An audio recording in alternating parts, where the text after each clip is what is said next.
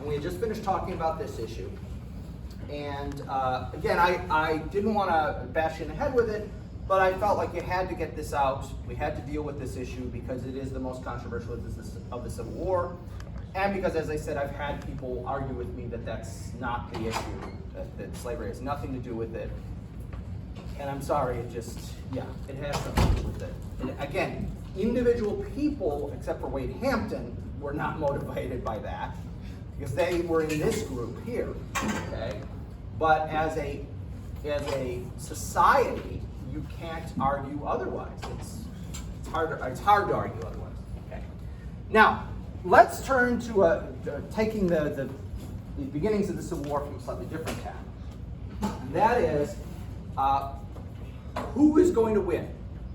Well, at the beginning of the Civil War, of course, both sides are convinced they're going to win. Why would you go to war if you didn't think so? Yeah, exactly. You don't usually do that unless you think you're going to win. And there is a belief, this is summed up by the Secretary of War of the Confederate States, the first Secretary of War of the Confederate States, that this is an impossibility. And I want to show you his quote. Okay, this is Leroy Walker.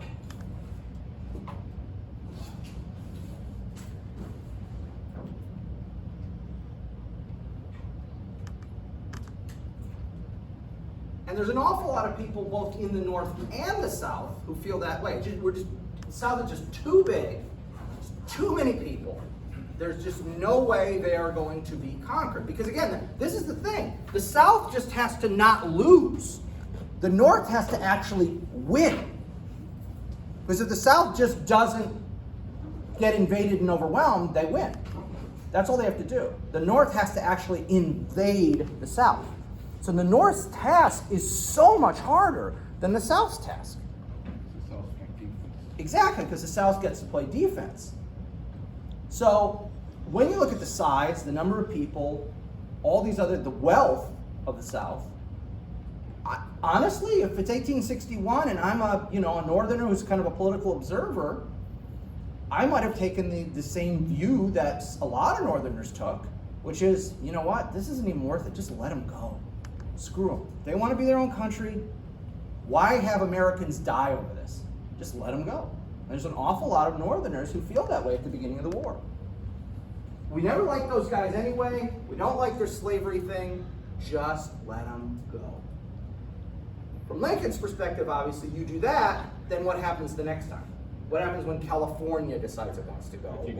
It sets a precedent. Yeah, exactly. Yeah, It sets a precedent. exactly. And that makes sense. That makes sense. Okay. Now, there's a small number of people who have a different perspective, and I'm going to highlight two individuals. They're not the only two, but they're two rather famous individuals. The one is from here in Texas, and it's Sam Houston. Sam Houston in 1861 is the governor of Texas. He had been the president of the Republic of Texas. He is now the governor of Texas. When the war breaks out, he thinks this is the stupidest thing he's ever heard, that Texas would leave the Union. Okay? And so this is what Winfield Scott says. Or sorry, not Winfield Scott. Sam Houston says when they vote for secession.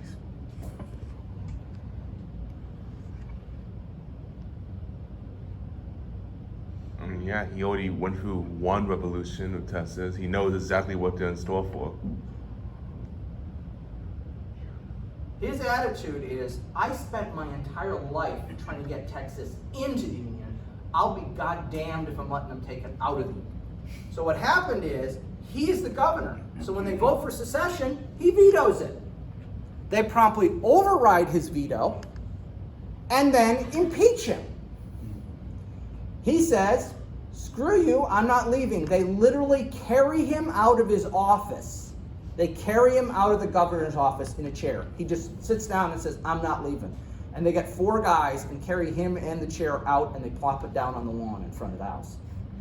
So he pulled a toddler and laid down. Yeah, basically, he threw a tantrum. But I'm with him on this one. And then he retired to his ranch in West Texas, and he got to live to 1866, so he got to say, I told you so.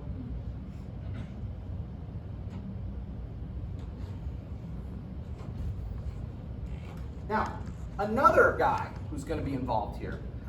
Anybody know who this is? Looking a lot older than the last time you saw him? No, Taylor's dead. Died in 1851. Winfield Scott. There's old Fuss and Feathers. Okay.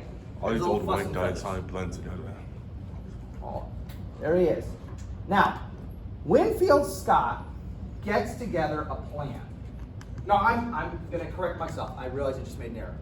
Sam Houston died in 1863. It's Winfield Scott that's going to get to live to see the end of the war. Okay, not Sam Houston. Unfortunately, Sam Houston did not get to live to see the end of the war. That sounds pretty cool. Yeah, it would have been. But Winfield Scott does get to live to see the end of the war. Now, Winfield Scott is a northerner who's dubious on this war. Okay? And this is what he has to say.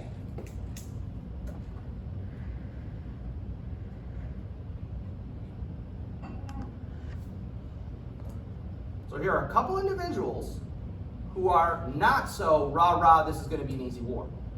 One southerner who says, to the south it's not going to be easy. A northerner, well, technically, here's the funny thing about Winfield Scott. He's from Virginia. He's actually a southerner. But because he has been in the army so long, he has that national mentality and no longer thinks of himself as a Virginian. He thinks of himself as an American first. And so he says, this is going to be horrible. This is going to be a real pain. So he comes up with a plan, which is derisively called by the media the Anaconda Plan. And what is this plan? We're going to blockade the ports, okay? Blockade all the southern ports, capture the Mississippi and Ohio rivers, and basically starve out the South. Rather than trying to evade, we're going to cut off their supplies, cut off their ability to transport things internally and externally, and just starve them out. Can't they just grow their own food? They all have farms. Well, but the problem is, what do they grow on those farms? Cotton. Tobacco. Right. Cotton, tobacco, indigo, rice, Export crops. You can live off of rice. and there's a fifth one. I can never remember what the fifth one is. There's a fifth commodity. Coconuts. Stop. Well, it can't be sugar or coffee. 'Cause Oh, it is sugarcane. Is It is They sugarcane. could grow that in the United States? It's in some places, in I like thought it was Louisiana and like that. tropical. Yeah, in some spots. There's only a few spots. Florida, I think Florida and Louisiana are the So I two. thought And that was parts of just- Texas can I grow. thought that was just mostly in Mostly it's in the the Caribbean. islands. Yeah, mostly it is. Yeah. Because those are like perfect growing conditions for that. Okay. So, that's his plan. Now, when it's leaked to the media has a field day. They call it the anaconda, like an anaconda snake squeezing somebody to death. That's what they say. And they're not meaning it as a compliment. Basically, what it is Sam Houston's a senile old man. Sorry, I'm reversing my guys. Winfield Scott is a senile old man. He doesn't know what he's talking about. We need some young blood in there to run the army so they can just run down south, kick those rebels in the behind, and win this war in 6 months or less. Run south in the meat grinder. Yes, as it turns out. Okay. So Winfield Scott winds up having to resign because Lincoln doesn't know anything about the military, and he's hearing all the young army officers, because they all want to get promoted, are going, Scott really doesn't know what's going on. He's too old for this job. We really need to think about making a change. Now, in the end, the way we win this Civil War, what does it look amazingly like? The Anaconda Plan. We blockade the coast.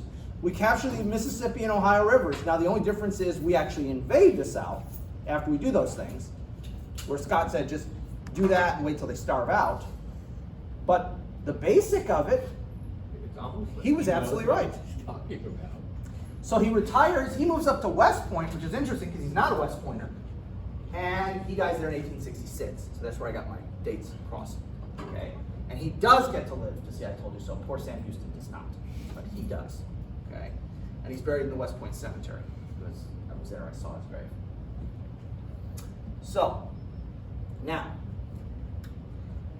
the war is going to be so long and so brutal that it is going to change people fundamentally. All war, if you're in it, changes you. You're never going to be the same after somebody's been actually trying to kill you. All right? And I want to give you one of the most famous examples of somebody who is markedly changed.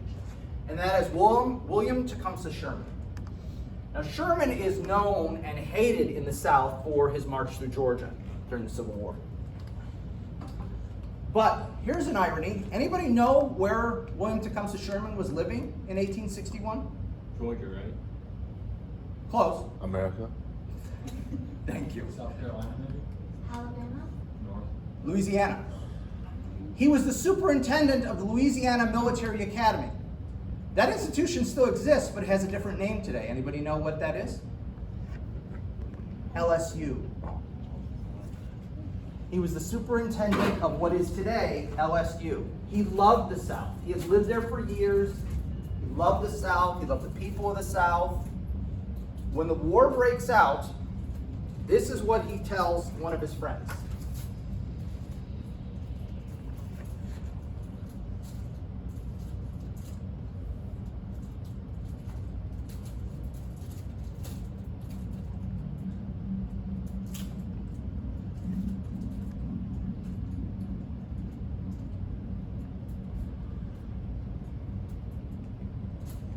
This is a guy who loves the South and is basically telling his friends in the South, don't do this. It's going to be horrible. You do not want to do this. This is going to change the South forever and not in a good way. He goes on to say this.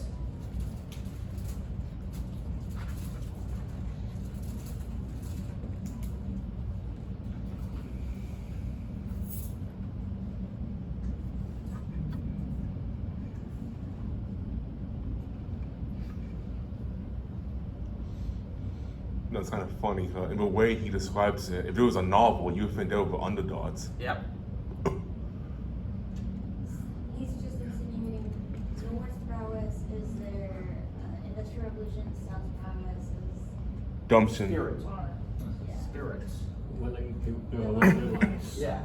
Spend their lives. Exactly. See, in history, the only way they could win, I think, is they had a foreign nation backing them. Right. Right. Which they don't. And that's one of their unfortunate beliefs is that that's going to happen. And of course, it never does. Okay. So you basically made the opposite choice of Robert Kennedy. Yes, in that sense. Yeah. So that's what he says in 1861. Don't do this. This is going to be horrible. There's no way you can win. This is what William Tecumseh Sherman says in 1865.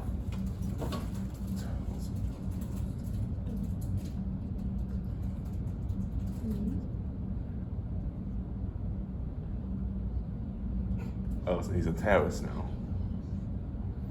Speak softly and carry a big stick. Sherman's attitude is 100% different.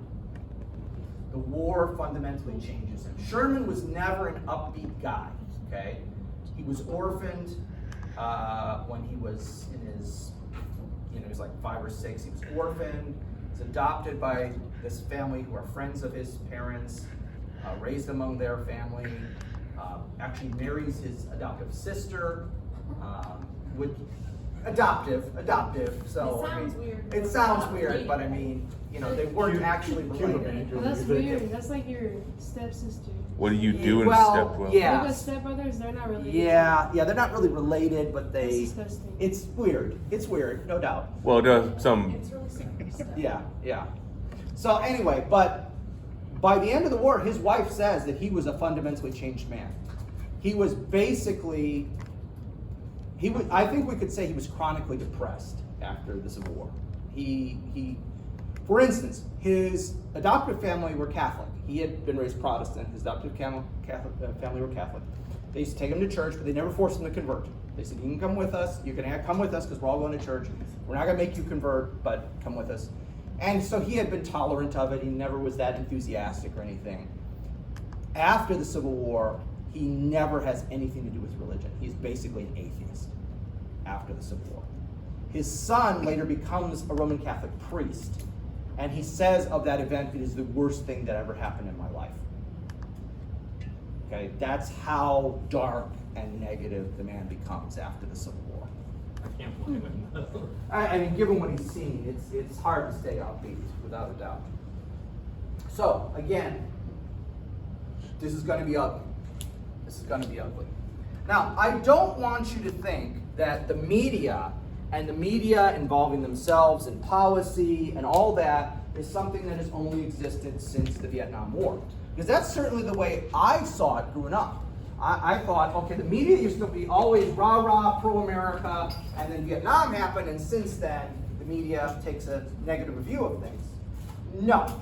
In fact, the reality is, for almost all of history, the media has been contrarian to whatever the status quo is. There's a period of time from December 7th, 1941, the attack on Pearl Harbor, until the Tet Offensive in 1968, January 1968, where the media, during that period, 27 years. During that 27 years, roughly, the media is generally pro whatever America's doing, regardless of a Democrats in power or Republicans in power. That's the only period in American history where the media is actually pro-government and supports the government. If you look before 1941, if you look after 1968, the media is always contrarian. Okay? So isn't that really the media's job? It is. But see, the problem is, so many of us grew up thinking, because you hear your parents or whatever talk about how the media used to always support America. Now they always hate America. And you fall into this belief that, it's only Vietnam that caused that. No. The period where they were pro-government was actually a smaller period than where they were arguing against government or arguing against institutions. Is the reason they switched because a lot of like the World War II like propaganda memes? Well, I would argue what changed is they felt they were being lied to by the officials in Vietnam. And there's good reason to believe they were being lied to. And then after that, their attitude changed.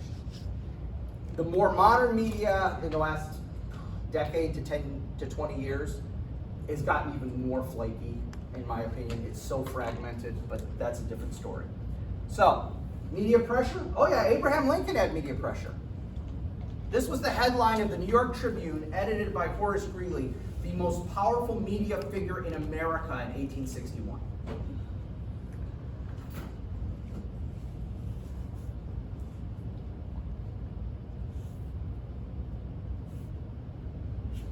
So, I mean, again, we're so fragmented in our media, I couldn't say, this is the guy it's like today, because there is no one figure right now that, yeah, but he is the guy. When I was growing up, so until 1982, Walter Cronkite had been the CBS News anchor for like 20 years, and he was the guy. Half of America, if you had your television on at 5:30 Central Time, half of America was watching CBS Evening News. That's the equivalent I can make. There's nobody today that has that equivalency. But Horace Greeley's making that. That's being reprinted in other newspapers. Horace Greeley says, blah, blah, blah, blah, blah, blah. Okay? So Lincoln's under enormous pressure right away before we're ready. This leads to the first battle of Bull Run. Now, we're not going to talk about the battle. Again, we don't have time to talk about individual battles. But I want to show you some of the attitudes in the United States, U.S. government, prior to Bull Run. So, here is the commander of the U.S. Army at that moment. Here's the president in reply to that statement.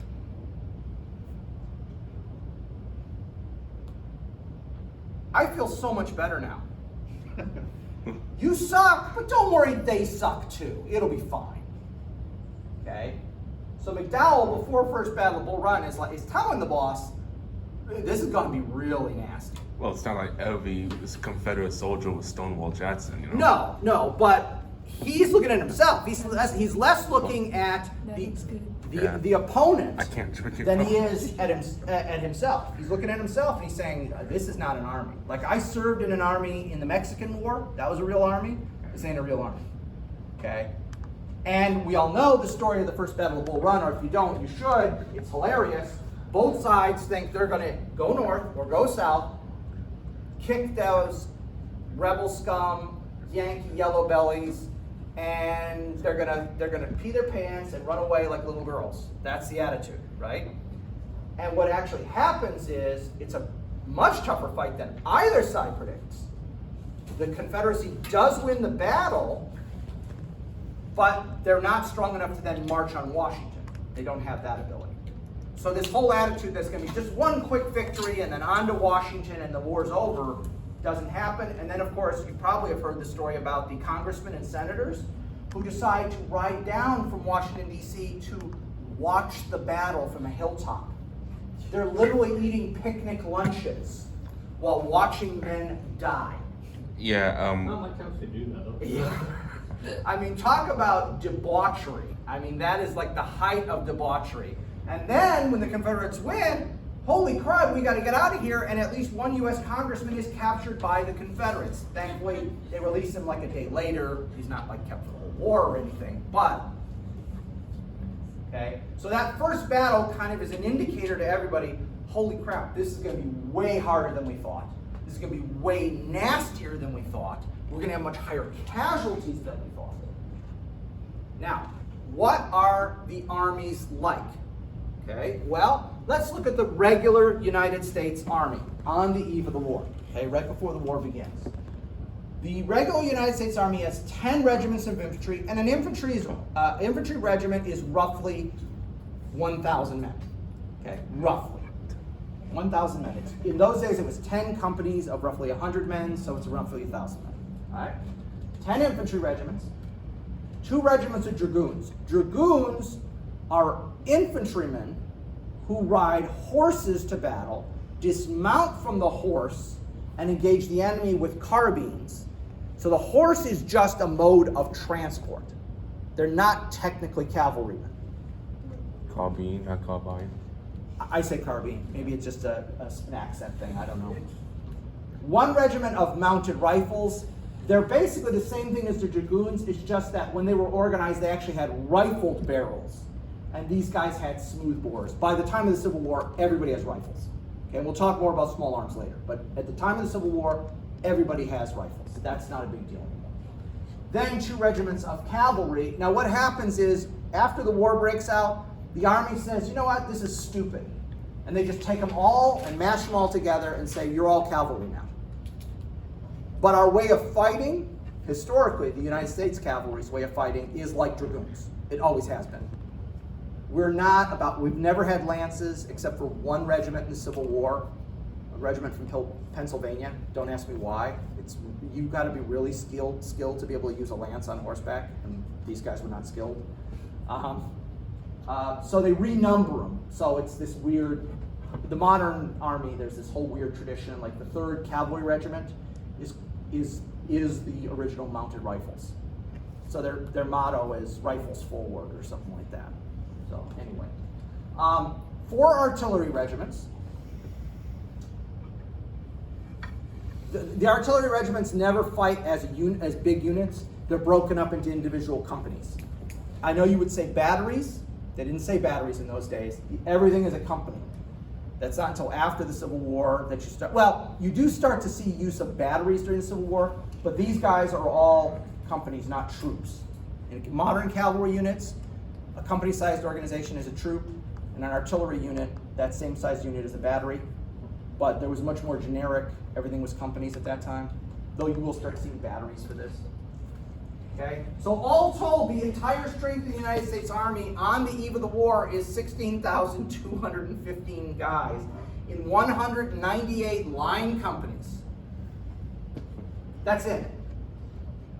And remember, in 1861, we have the entire, what today is the 48 states. The only thing we don't have in 1861 is Hawaii and Alaska. So we've got 16,000 guys to police all of the 48 states. That's pathetic. I don't know how else you express that, but that's absolutely pathetic. 183 of these companies is somewhere on the frontier. However you define the frontier. Yeah, that's like, And in New Mexico. that's roughly 330 guys a state. Sure, they can do Yeah, it. exactly. That's about it. And another 15 are either on the Atlantic coast, as you know, in those coast artillery posts we talked about, those big artillery posts, or up on the Canadian border, because you got to keep an eye on those Canadians. They're sneaky. Oh, yeah, we don't We don't Maybe trust that's those it. guys. We don't trust those guys. They can be smuggling maple syrup across right now. Would you know it? No, you wouldn't. That's fine. They have to, they got all their maple syrup stolen a couple years ago. Did they? Yeah, What happened? Was there some big? a guy came in claiming to be part of another company, and, they stole the maple syrup reserve in. Like all of it, like they have no syrup anymore. I don't know what happened, all I remember is reading That's a just- small blog of it. That's just so crazily hilarious. I mean, if you think Feeling about okay? maple syrup Yeah. reserve. It's like why would you set aside a whole reserve for that? Because it's Canada. I guess it's They're as like- good as it's gold. one of their primary exports. It is. I mean, it's no That joke. and oil. Now, when the war breaks out, there are 1,098 officers on active duty. 286 of them resigned and joined the Confederate Army. Damn. So a little more than 25%. I didn't do the math. Roughly a third. And you know, I don't try and do math on the top of my head because it always fails. Do they put it why?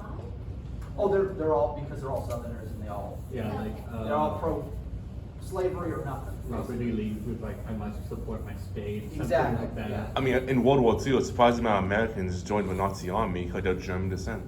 No, they didn't join the German army. They were members of the German American Bund. Oh. And that was a de facto American Nazi party.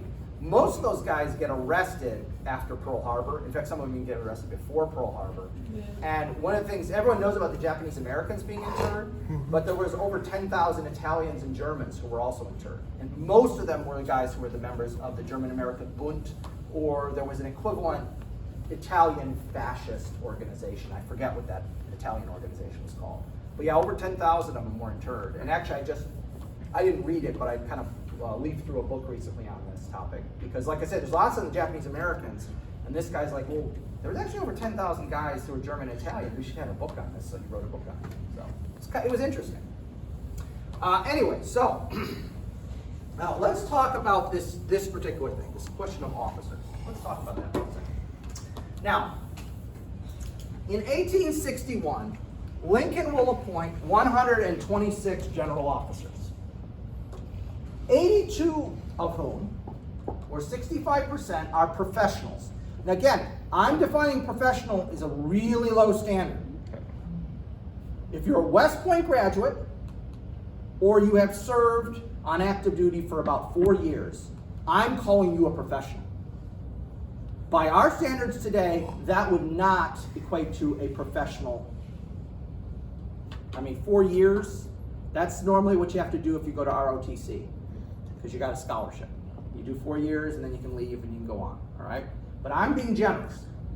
At the same time, Jefferson Davis, the president of the Confederacy, will appoint 89 generals that first year, 44 of whom, or 50%, are professionals.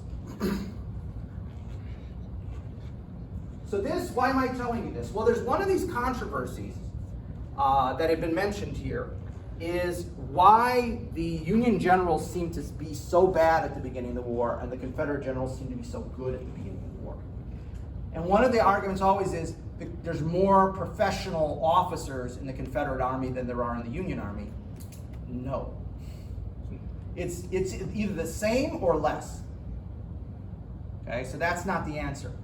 I would argue the reason the Confederacy does better at the beginning of the war is they're on the defensive. They're on the defensive. It's easier to fight on the defensive. And also, the Confederate nation is more united, not 100%. Remember, I made the point of showing you that county map. There are people in the Confederacy who are like, no, I don't want to secede. I don't want to be part of this country. But when you compare that to the North, there are way more Northerners who say, I don't want anything to do with this. Just let them go. I don't care. I'm not going to die. I'm not going to let my husband die. I'm not going to let my son die for this issue. Okay? So there's far more Northerners who disagree with Northern policy than there are Southerners who disagree with Southern policy.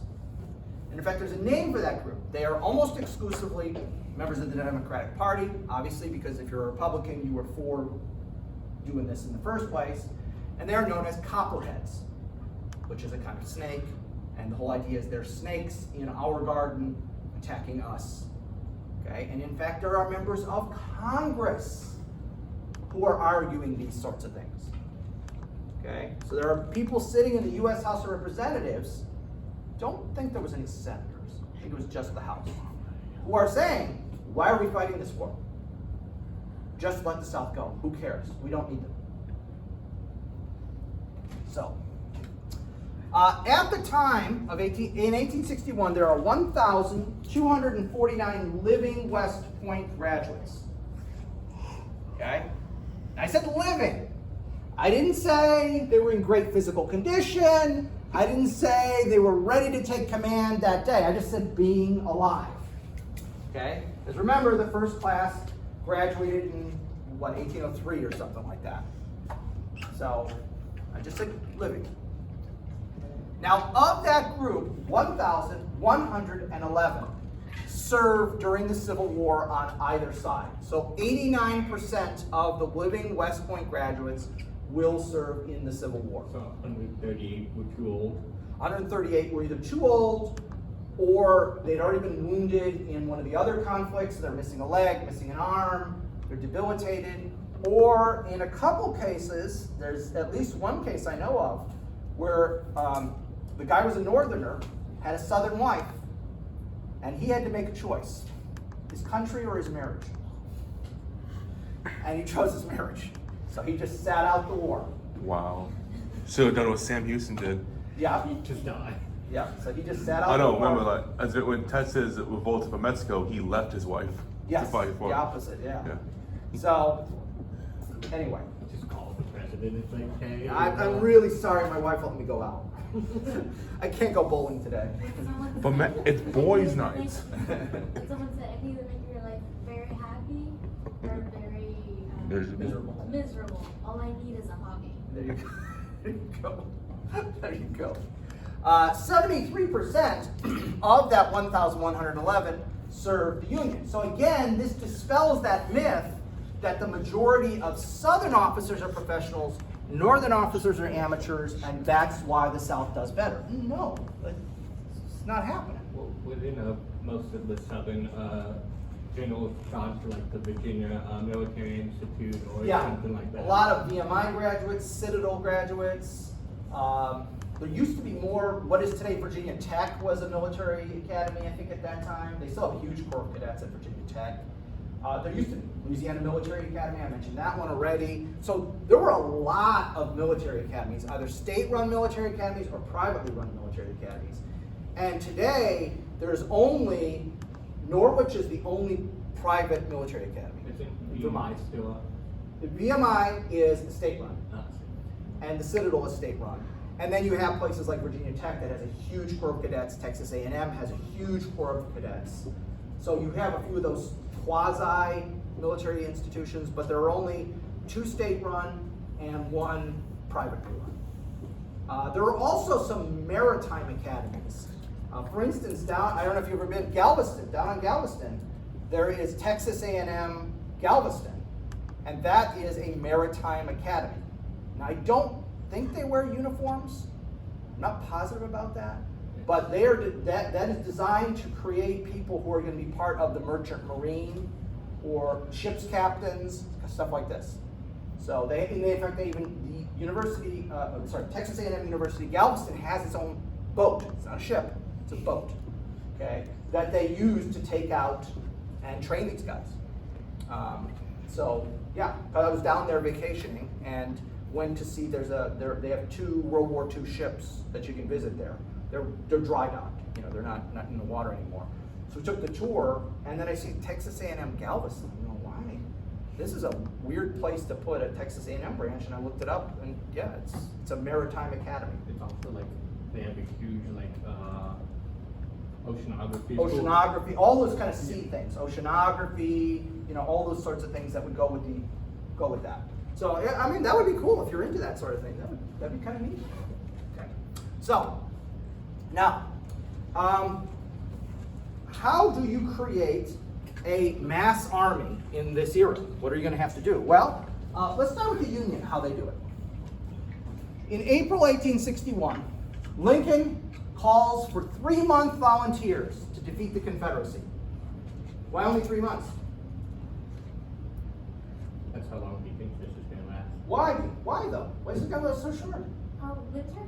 No. It's a good theory, but no. Well, those Confederates are all a bunch of cowards. All we have to do is march south, they're gonna pee their pants, run away, and we win the war. Come on, everybody knows that. That's the attitude, right? That's the attitude he's getting from everybody, including many of his military subordinates are saying the same thing. So 3 months volunteer is all you need. He got 91,816 guys to volunteer for 3 months. Okay? Then the first Battle of Bull Run happens. Oh, crud. That's not going to work. We're going to need to do something else. So he puts out a call for 3-year volunteers. And by August of 1862, he has gotten 485,000 volunteers. We don't have a draft yet. Wait, is that? Almost 500,000 men volunteer to serve for 3 years. I know you said there's no draft, but did they volunteer or were they volunteered? No, they volunteered All right, on good. their own. And the country is what, like a couple million at this point? Ah, shoot, I wish I had the number. No, the United States is something like 30 or 40 million people, both North and South together. Yeah, we're a decent sized country at this point. So, how about the South? What do? Well, they put out their initial call for 100,000 men to serve for 1 year. That's Yeah. their initial call. Oh yeah, about 32 million, maybe 31 and a half by 31.5 million? yeah, Okay. by 61. So let's say 32. Okay. So the initial call from Jefferson Davis is 100,000 guys for 1 year. Now, why do they call for 1 year, whereas Lincoln only called for 3 months? Are they more savvy? Do they get it? No, because they have farms to run. Okay. No, so they clearly don't get it. Maybe the union would just give up. They're hoping. Elections. No? You gotta ban more places. They do have to man a lot of places. They don't have a regular army. Oh yeah, that's true. That's the thing. Lincoln, tiny, but Lincoln still has a regular army, 16,000 guys, but he still has a regular army. So he can discharge those 3-month guys and still have an army. They're going to need a year because their thought is, whoever we get, we'll win the war. Obviously, the war is going to be easy. We'll just march north, and those Yankee yellow bellies are going to quit, wet their pants, run away. We win the war. Okay, but then we have to figure out things. That's you. How big of an army do we need? Where are we going to station it? So I need a whole year to go through the army and go, I'm going to keep you and you. I'm sorry, I'm going to let you go. I'm going to let you go. I'm going to keep you. I'm sorry, no, yes, no. Okay, we got to have a year to figure out who are the good people that I want to keep. And then, sometimes you're going to offer, hey, I'd like you to stay. And you're going to, I'm going back to my farm. Oh shoot, now I got to. So I need a year to figure this all out. So that was their thought. They're not smarter in the sense they think, oh, it's going to take a year. No, it's going to take one battle. That's everybody's thinking that. Except Winfield Scott and Sam Houston. Those are the only 2 guys who are thinking that, and Sherman, I guess. We had Sherman. So after Bull Run, they call for 300,000 volunteers for 3 years. Now what they don't know though is that is going to use up 1/3 of their total manpower for the entire war. No one is factoring along war. And you got to understand, we think we're obsessed with statistics. Okay? We're obsessed with statistics. Every aspect, business, the government, everybody's obsessed with statistics. That's not how people in 1861 think. They're not constantly crunching numbers to see, how is this working, blah, blah. No. They don't think in those terms. So no one is in the War Department thinking, okay, get out my calculator, and number one, they don't have calculators. Get out my abacus, which I never could figure out how to make those things work. Calculator is less complicated than that. And trying to figure out how many men we're going to need, and no one's doing that. So he has no idea that he's using up 1/3 of his total manpower already in the first year, which bodes ill the longer this war continues. South has a smaller population they can call on over. Well, They have a smaller population, and then what is the next part of the population that's even smaller? The white part. yeah. Who's actually gonna fight for this? Because yeah, the population is smaller, but it still looks like a robust population until you figure how many of those people are slaves. Yeah, just like online slaves. You can train them how to use the weapon. Yeah, Thinking of- that's not going to go well. Right, exactly. So that's another thing they're not thinking. They're just thinking, oh, we've got whatever it is, 11 million people. Let's just throw that number out. We got 11 million people. We're in good shape. What percentage of those What would they people even- are slaves? No one's thinking that. No one's doing that number crunching. Or if somebody is, they're not in a position of power. Some dweeb in the War Department might be thinking, oh man, but if you subtract the slaves, oh shoot, this is not good. And then take out women, and then take out people who are too old or too young. Holy crap. If there is some dweeb in the War Department who's thinking that, either no one's listening to him or he's not sharing. Because by the end of the war, they've got like, what, 13-year-olds fighting? Yeah, it's bad. It's like Nazi Germany at the end of World War II. And that's how, I'm not saying the Confederates are Nazis. I'm not saying that.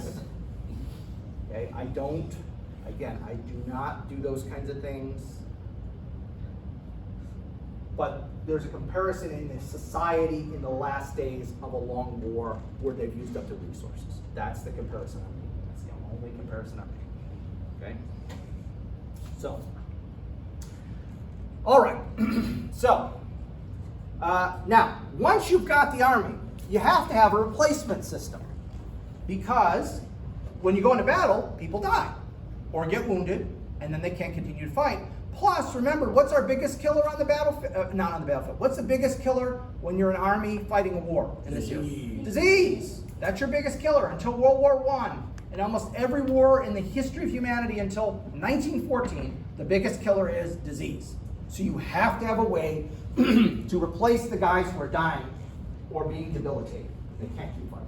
So, the Union and the Confederacy have two different replacement systems. The Union has a replacement system whereby when your regiment gets below 50% of its required strength, the president turns to the governor of the state from which your regiment was raised and says, I need another regiment. And the governor raises a whole brand new regiment and sends it to you.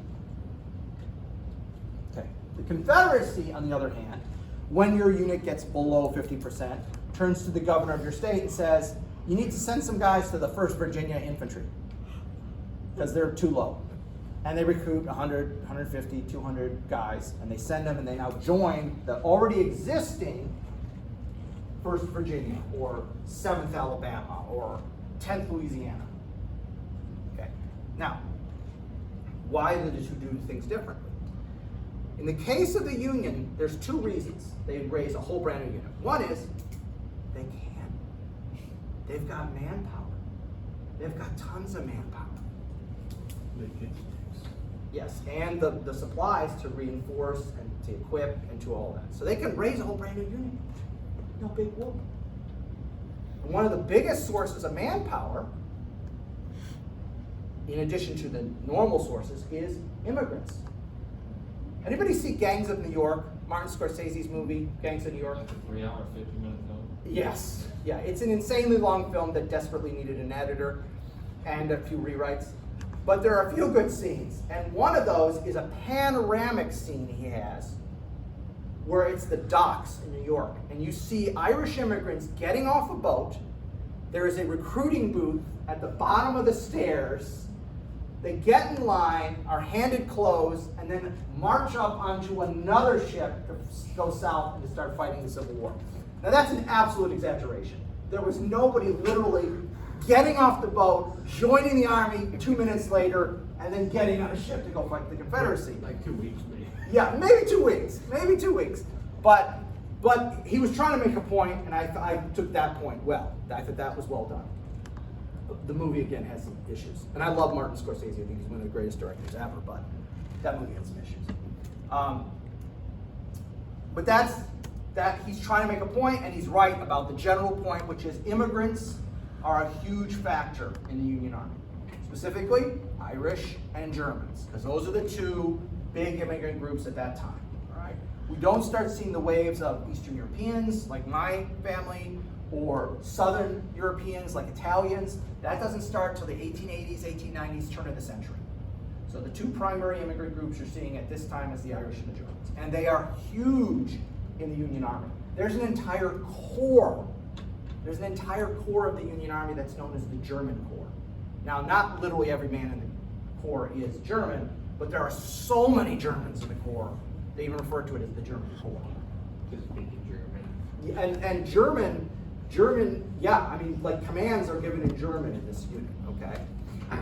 Now, so there's tons of manpower. The other reason to do this, okay, goes to politics, okay? Now, let me explain getting a commission in the Army, U.S. Army, in the Civil War. It is possible for you to have 5 separate commissions at the exact same time in the Union Army. Now let me describe how insane this system is and why, thank God, we do not have anything like it now. All right, I'm a West Point cadet, and I'm in one of those classes that graduates in, there's 2 classes, they graduate 2 separate classes in 1861, okay? So they graduate one like 3 months early, and they graduate the other like a year early, because they desperately need the manpower. So I'm in one of those classes. I'm commissioned a 2nd lieutenant in the United States Army. I am a regular. Okay. Now, the war is broken out. And I know if I stay in the regular Army, it's going to be like it always is. It's going to slow promotions, all that kind of stuff. So I go back to my home state. I'm from Illinois.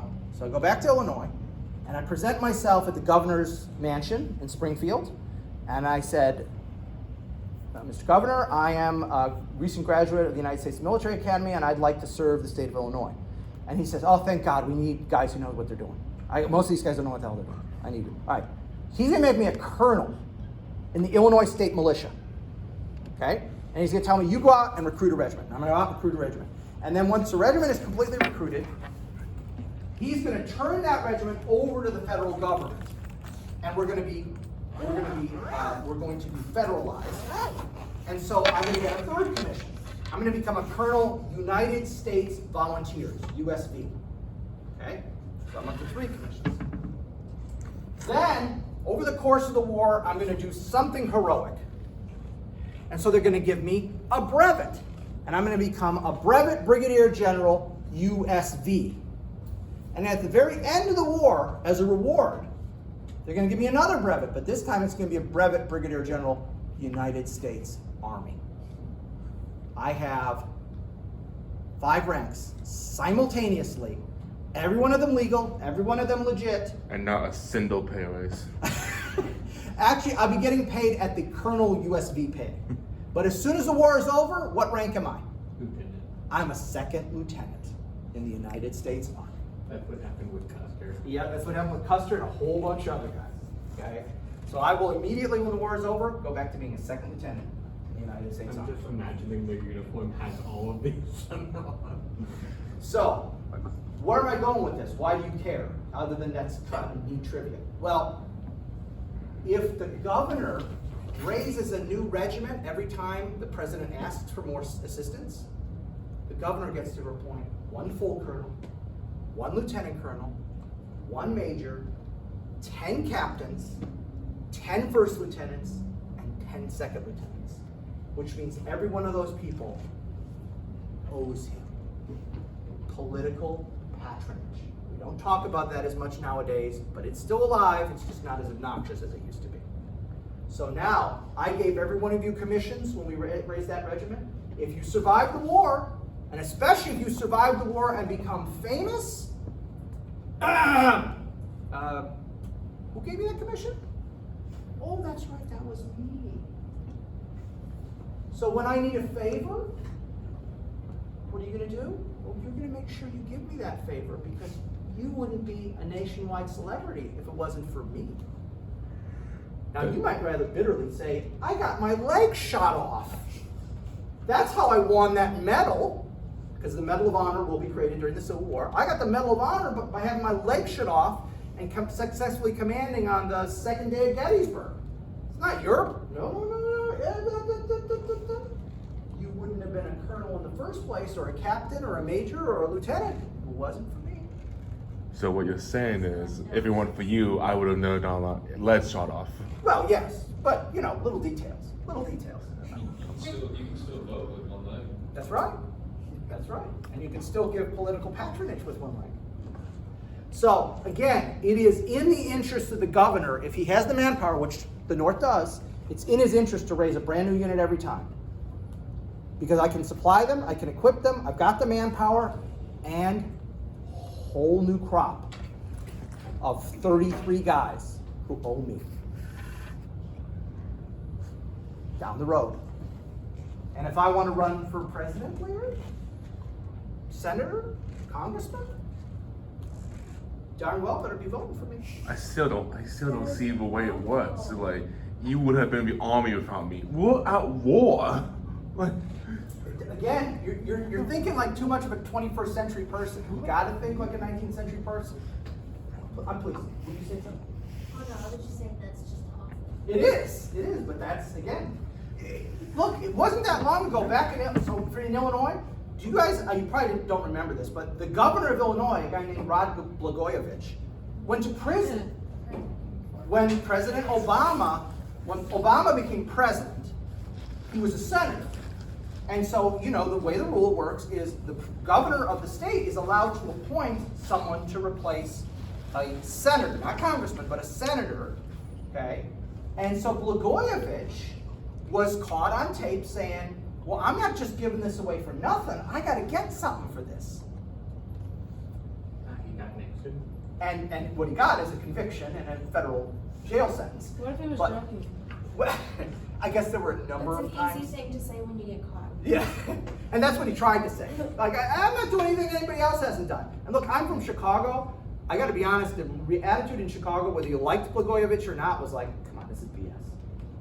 Come on, it's politics. So of course he made a deal. No money changed hands. It's fine. It's legit. My father is still bitter about that. He's still like, what the heck? All he did is what you do in politics. He just got caught. So. you see, that's a problem.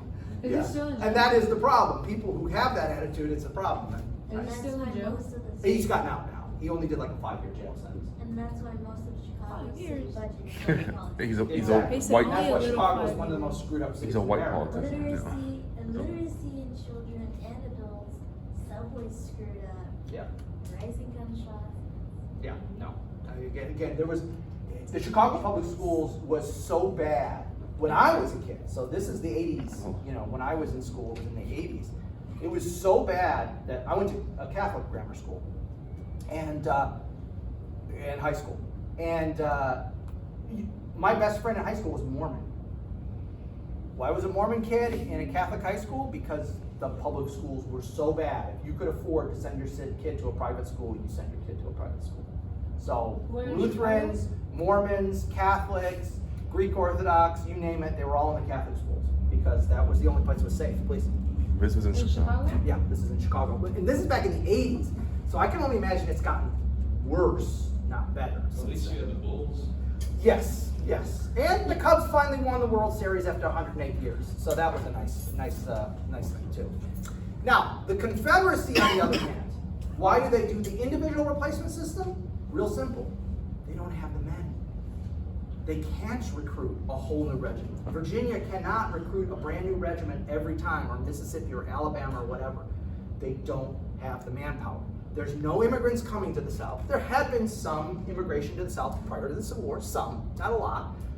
And the reason there wasn't a lot is there weren't the jobs that immigrants could take in the South. If you emigrated to the South and you were a farm laborer in Germany or Ireland, well, the farm labor is all done by slaves. Late track. But again, that's usually the North who's doing that. Oh yeah. So again, they can't because they'd love to. Oh, the Confederacy would love to recruit a brand new regiment every time. Now, but here's the thing though. Here's the positive side for the Confederacy and the negative side for the Union. One last thing on this point. Every time you recruit a new unit means nobody in that new unit knows what they're doing, most likely.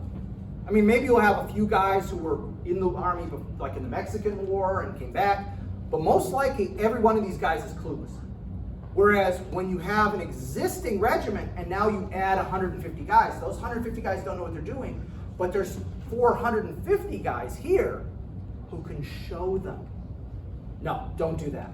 I know they tell you to do that. Don't do that. That'll get you killed in combat. Okay? So the irony is, and this is why it helps the Confederacy do well, against, especially in those first 2 years of the war, is even when they're taking losses, their replacements gain more experience before they go into combat from the veterans in the unit. Whereas in the Union units, they get a brand new Green Regiment, nobody knows what the hell they're doing, they get shot up, they gain experience, and then they're shot up to the point where they're no good anymore and they go down. Okay, it's like a bell curve. What's that? Nobody knows what they're doing, we get better, there's like a peak point, and then so many guys have been killed and wounded, we start sucking. Do they eventually start like folding the units survivors together into other, or Like if In there's union? like if Yeah. there's one unit that gets down to 50% and another that gets to 50%, do they mix them? They will only do that if they're both from the same state. And so it does happen once in a while, but even then, usually not, because the pride is, I'm in the 15th Illinois. I'm not going with those guys in the 16th Illinois. Those guys suck. Okay, all right. Both of y'all are almost there. Yeah, so, but that's just that's a human nature thing. You're not getting past that. My unit's the best unit, or if I've had a bad experience, my unit's the worst unit in the entire army. And you behave accordingly. So, all right, now, what else should you know? These soldiers are politically aware on both sides of the border. They are very motivated in this early period. The first 2 years of the war, they're very motivated. And they're willing to endure hardships over an extended period of time. Again, only during the first 2 years. How long was this war then? 4 years. Oh boy. So for the first half of the war, that is generally what you're getting. That's on both sides, Confederate or Union. Now, the draft will start in the Union in 1863 and the Confederacy in 1862, and that will start changing the nature of things. Volunteers, okay, are very notorious for refusing to accept standards that the regulars have, okay? Same thing, the reserve and guard guys, when they get called up to active duty, they're the same way. Even though technically they're part of the Army, I don't know, were there any Marine reservists? Did you ever encounter Marine reservists? There is Marine Reserves, but I've never. You never encountered them? No. They're so tiny. The Marine Reserve is really a tiny Oh, yeah, they're organization. out in California. Yeah, they exist, but they're really tiny. So I was wondering if you ever encountered them in anywhere. No. Hey, I have a friend that's in the Marines, Yeah? and he's in the reserves. Okay. He's in California. Oh, okay. See, I think they're big in California because they're near the Lejeune and Pendleton. So South Carolina and California are the two big spots for the Marines. So again, the volunteers do not like maintaining the same standards, and you're going to get that with the reserves and the guard too. Those guys in the Army nowadays, they're going to have the attitude, look, dude, I'm a reservist. I don't care. You gonna write me up for that? Write me up for that. I don't care. Oh, my mustache is out of sync? Write me up for it. I don't care. I'm getting out in 2 years. I'm never doing this crap anymore. Okay? That's what happens. And the volunteers, once you start to have conscripts, draftees, they take the attitude, you guys, I don't trust you guys, I don't want to be around you guys, you're not real men. If you were real men, you'd have volunteered like I did. You had to be drafted. I don't trust you. I don't want anything to do with you, I don't want to be around you. And then you get this other category of the bounty men. So what the Union starts to do, even though they have a draft, they have bounties, which is, we'll pay you $500 if you join the Army. $500 cash if you join the Army. Is this where the concept of bounty hunters came from and fits in? Well, no, that actually is about people jumping their bounty when they posted a bail. So that's a little bit different. And the prices go up. I mean, so remember, $250 you could live on for a year. And they're giving you $500, that's like 2 years' pay for a working person, okay? And sometimes you get it up to $1,000. Well, we had similar thing. What did we have in the recent unpleasantness that was very similar to this? The bonuses. Oh, yeah. Re-enlistment bonuses. We had re-enlistment bonuses. Oh yeah, I see ads for that, but for like Russia right now, they're doing it. Yeah, good luck with that. But I mean, we were doing that with re-enlistment bonuses. So it was $1,000 for like a general or something? That was if you killed one. Oh. Yeah. That was the Ukrainians being given bounties for killing Russian officers. They're being Bruh. given, yeah. They're going, like, I thought if you kill a Russian officer, and this rank is 500, this rank is 1,000, this rank is 2,000. If you kill a general, it's like 10,000, the equivalent of take $10,000 or something like that. But anyway, re-enlistment bonuses. We've done that sort of thing. We'll give you 10 grand or 20. I saw some insane re-enlistment bonuses if you were in the right specialty and everything. A year? No, it's a 4-year commitment, but I'm going to give you 30 grand cash in one case. 30 grand. And then include it to, and it guarantees your number 1 or number 2 slot. Yes, exactly. So they were doing a lot of this in the recent unpleasantness for the last 20 years. Guys, if you want to encourage them to re-enlist, we'll give you 10, 20, I've seen it as high as $30,000. Now, they don't tell you that after taxes, it's a lot less than 30,000, or they would play shell games with it, like, we're gonna give you 30,000, but we're gonna give it to you over 4 years, That's good. and we're gonna tax you. So it's actually $7,500 a year, less your taxes, you're actually seeing like 5 grand a year. Which is not nothing, I'll take 5 grand. That's nothing. But, okay, so the volunteers, their attitude is conscripts, I don't trust these guys, bounty men, I don't trust these guys either. Anything for money. If I had to bribe you to join the army or force you to join the army, you're not a real soldier. I'm a real soldier. You're So it's basically like a high stool, like clique hierarchy, you know? yeah, there is. There very much is. Still that like today too. Oh yeah, absolutely. You're a reservist, you know, like. Yeah, the regulars look down on the reservists. I get that. I totally get that. You can't, as I've said, you cannot, for combat arms, you cannot be as prepared as a reservist as you are in active duty. You can't. Now, in support stuff, I tell you what, in peacetime, I think some of the support guys are more prepared. Medics, if you're an EMT, like my guys, in my platoon, we're all medics, and it was peacetime, who do you think is seeing more people get shot? Medics. An EMT, you know, it's, They're in Chicago. yeah, in a big city, in Houston, EMT is seeing a lot more gunshot wounds than an Army medic in peacetime. Don't they actually like train Sometimes they will, yeah, they'll cross train, yeah. So, or truck drivers. We trained, one of the units we trained when I was at Fort McCoy, Wisconsin. You okay? We were training a unit that was going overseas, and it was a truck, Army transportation. And it was truck drivers. Every one of these guys was a long-haul trucker in his civilian life. These guys were way more prepared than the regular guys, again, in peacetime. So, it depends on the specialty. But when it comes to combat arms, and what we're talking about here is almost 100% infantry. A couple cavalrymen, a couple artillerymen, everybody else we're talking infantry. Okay? Infantry, that's what we're talking about. All right, what about training? How do we train these armies? Well, there's no systematic training. What we know of as basic training is created during World War I. Then we get rid of it during the 1920s and 30s, and we bring it back at World War II.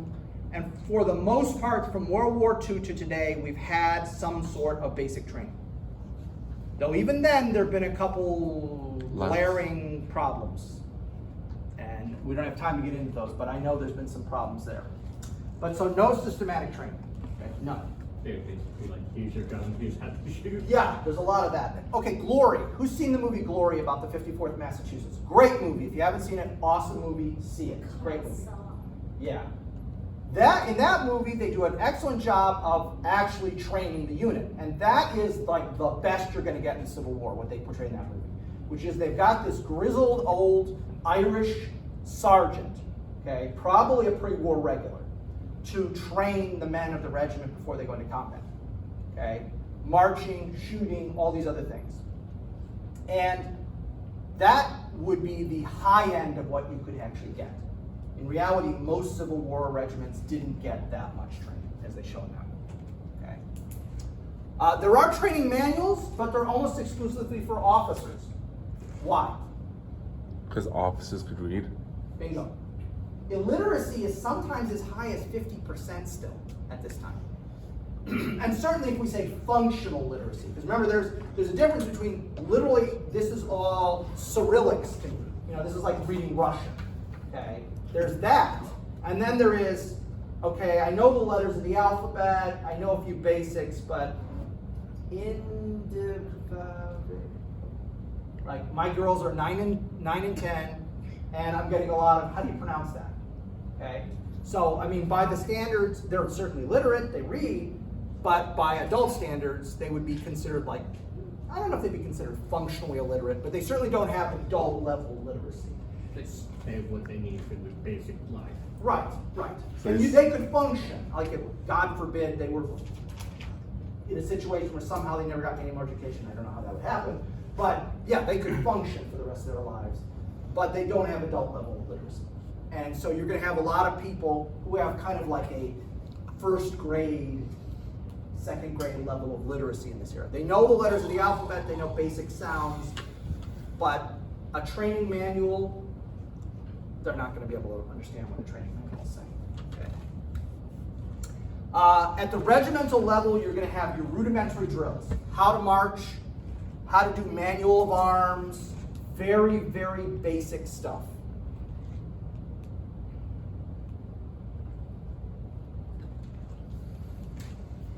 Marksmanship training was either haphazard or didn't even exist. There are cases of Civil War soldiers going into battle having never fired their rifles. I mean, it's point and shoot. How hard could it be? That's what people think. Okay? And again, Glory does a really good job of illustrating that. At one point, they're shooting. For those of you who saw the movie, you probably remember this scene. They're shooting, and one of the guys is an excellent shot. He's just an amazing shot. But he's doing it really slow, lining up, taking the shot. And then Matthew Broderick, who plays the regimental colonel, comes up behind him and discharges a weapon next to his head. And the guy's like, oh, what the heck? And he's yelling at him, reload. The guy's trying to reload. What's that? Can you go deaf for something like that? Yeah, but in those days, you got to understand, hearing protection, Non-existent. and even as late as Vietnam, nobody thought about hearing protection. So the number, and I've only once or twice been around, been near gun shops when I didn't have my hearing protection in. I don't understand how you're not deaf in like 5 seconds, because it is so incredibly loud. So I remember a 22 going off, and I was literally standing right here, and somebody discharged a 22 into the ground. And I'm like, I figure, because I'd always had hearing protection on, and I'm thinking a 22 is going to sound like, it's going to sound like a cap gun. Holy crap, it's a 22, and I was like deaf in that one right ear for like 10 minutes. It's an explosion Movies. going on. Yeah. Movies really downplay. Yeah, movies really downplay how loud Like, combat even is. in real, with a silencer, it's still about loud as a jackhammer. Oh yeah, it is. It's loud. Yeah. So, anyway, Matthew Broderick discharges the gun. The guy's freaked out and he says, he starts yelling, reload. And the guy's trying to reload, and Broderick keeps shooting the gun in the air, and it keeps freaking the guy out. And what he's trying to simulate, he comes across as a jerk, but what he's trying to simulate is, when you're in combat, you don't get to slowly line up and take your shot. You're not hunting. There are people shooting at you. Your job is to load and fire as fast as possible. That's how we're going to win. And so it's a great scene in that movie because it's getting across, this is for real. We're not playing here. This is not, we're not going camping in the woods. It's weird. It doesn't sound like something Ferris Bueller would do. I know it doesn't, but he did. It's all grown up. Yeah, it's all grown up, Ferris Bueller. There's almost no training in field sanitation, which again is going to account for the typhus, the cholera, and the other waterborne diseases. Because you don't poop where you eat, as the expression goes, or drink, and it's like nobody thinks about that. It's such a basic thing. Road marches to get you in shape physically, because we have this impression, everybody, they're all going to be in great shape because it's the 19th century, they're all hardworking. Well, they're hardworking, but the average person is not marching 20 miles a day. That's just, you don't do that in a normal life. You work on a farm or whatever, you're going to be in good shape, certainly better shape than I am. But you're not marching 20 miles a day. Well, you're going to march 20 miles a day. Carrying your gear. In a wool uniform. In August. In the South. In the South. But they don't do that. They don't get these guys ready. And that's one of the things about modern basic training is they run your butt off. to get you in shape, to get you used to that. If anything, once you go on active duty, you do less running than you did in basic training, but that's okay. It's better to be in better shape and not need it than not have it. And any kind of combat simulations, forget it. One last line, because I just want to get that last line. How do you learn? By doing. You learn to be a soldier by being a soldier in the Civil War. That's the reality, guys. You learn to be a soldier by going into combat, by going on marches in combat zones. That's how you learn to be a soldier. And it is hard. It is hard. Okay? That's what I got for you.